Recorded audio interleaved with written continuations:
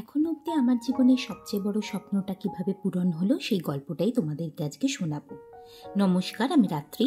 চাকুরিরতা অত্যন্ত সাধারণ একটি মেয়ে, কিন্তু বরাবরই অসাধারণত্বকে বাস্তব রূপ প্রদান করার স্বপ্নটা আমার মধ্যে ভরপুর। জীবন তো চলে যাচ্ছিল ঠিকই, কিন্তু হঠাৎ মনে হলো চললে তো হবে না, একটু দৌড়তেও হবে। যেমন ভাবা তেমনি কাজ। ভাবলাম চলো চা বিক্রি করি। হ্যাঁ, ফুডট্রাকে করে চা বিক্রির স্বপ্ন থেকে শুরু করে ক্যাফেরও স্বপ্ন দেখেছি।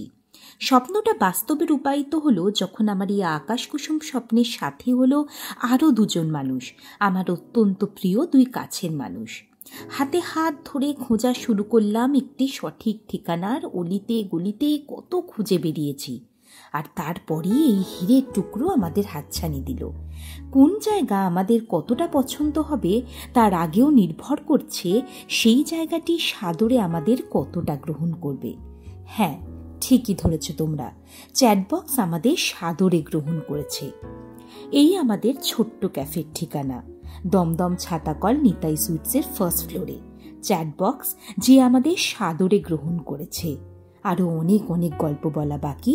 তোমরা সবাই সাথে থেকো, পাশে থেকো।